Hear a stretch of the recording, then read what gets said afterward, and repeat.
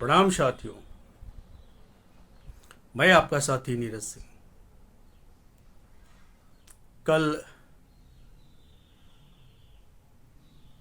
पश्चिम बंगाल के दार्जिलिंग जिले में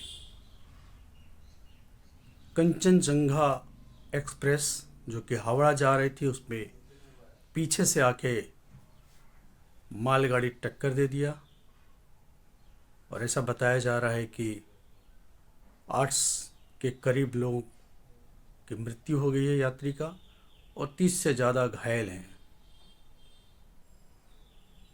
साथियों, पिछले बार भी इस तरह की ट्रेन दुर्घटना हुई थी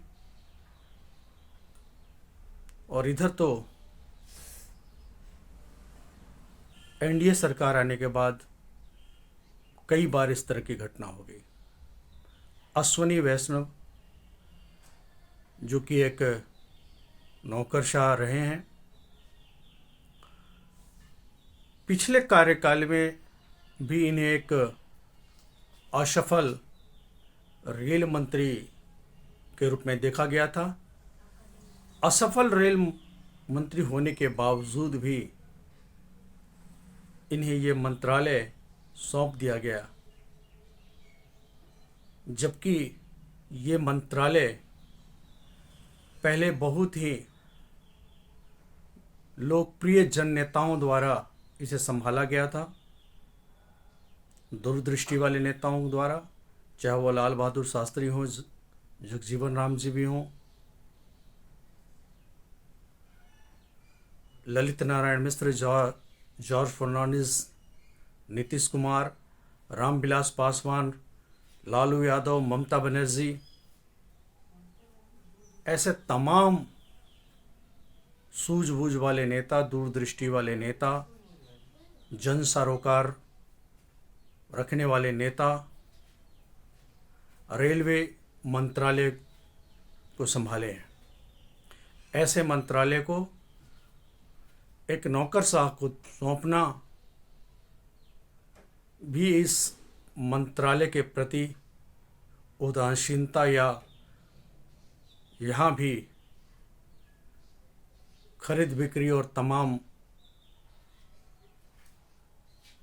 अनियमितता को करने की गुंजाइश रह जाती है, जब एक नौकरशाह जिसका उसे जन सरोकार नहीं होता किसी नौकरशाह को, ऐसे नौकरशाह को ये मंत्रालय सौंप देना, ये बताता है कि इस मंत्रालय के प्रति, रेलवे के प्रति नरेंद्र मोदी जी की क्या मंशा हो सकती है।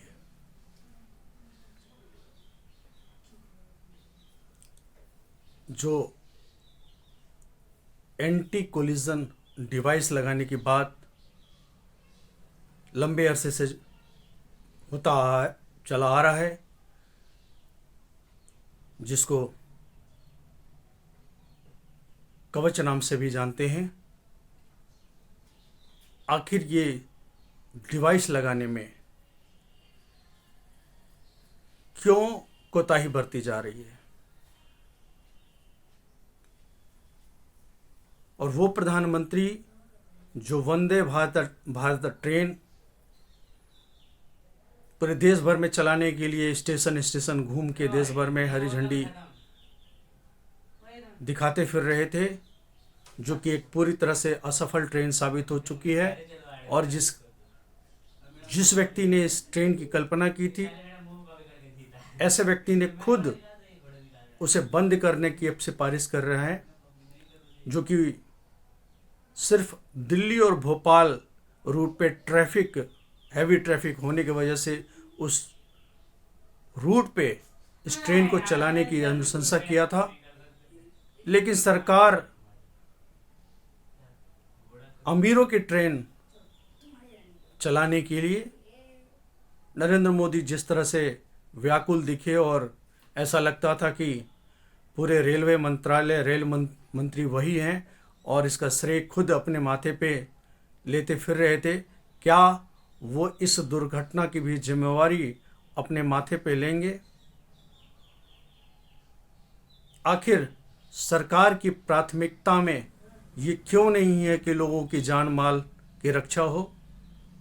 वो देश के नागरिकों को क्या वो कीड़े मकोड़े की तरह समझते हैं? क्या वो ये सामान्य वर्ग या गरीब परिवार या कम आय वाले परिवार से आने वाले लोग इन सामान्य ट्रेनों में यात्रा करते हैं तो उनके जीवन का कोई मोल नहीं? भारतीय रेलवे की क्या दुर्गति है वो तो सबके सामने है। जो सामान्य वर्ग का कोच होता है, डिब्बा है, उसमें किस तरह से लोग भर भर के ठूंस ठूंस के यात्रा कर रहे हैं।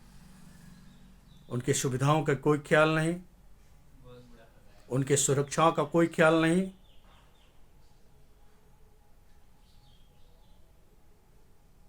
तो किस तरह से ये मंत्रालय चल रहा है?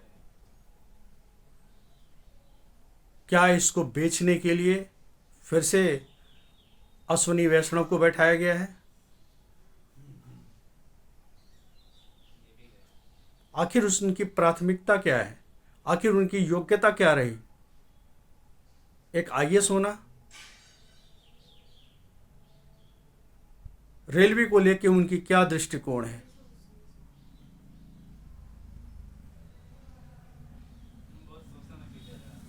ये बात सामने आनी चाहिए। लोगों की सुरक्षा की प्राथमिकता पहले होनी चाहिए। और क्या अश्विनी वैष्णव इस दुर्घटना की जिम्मेवारी लेंगे? क्या वो लाल बहादुर शास्त्री और नीतीश कुमार के त्याग पत्रों का हवाला लेते हुए, उन आदर्शों को लेते हुए अपने पद से नैतिक जिम्मेवारी लेते हुए त्यागपत्र देंगे? लेकिन वो ऐसा तो करेंगे नहीं, क्योंकि ये निर्लज्ज सरकार है। हमने पहले भी देखा है किस तरह से अजय मिश्रा टेनी के बेटे ने किसानों की जानबूझकर थार गाड़ी से कुचल के हत्या कर दिया, लेकिन उसका त्यागपत्र नहीं हुआ। ऐसे अनेक अवसर आए हैं जब मंत्री कई कांड में लिप्त पाए गए हैं, लेकिन त्यागपत्र मांगने पर भी उसे बेशर्मी पूर्वक वहाँ उस पद पे बनाए रखा गया। उसका त्यागपत्र नहीं लिया गया, उसे मंत्रालय वापस नहीं लिया गया।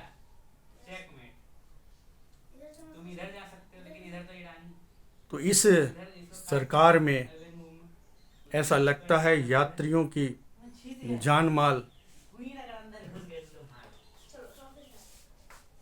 ऊपर वाले के हाथ में है।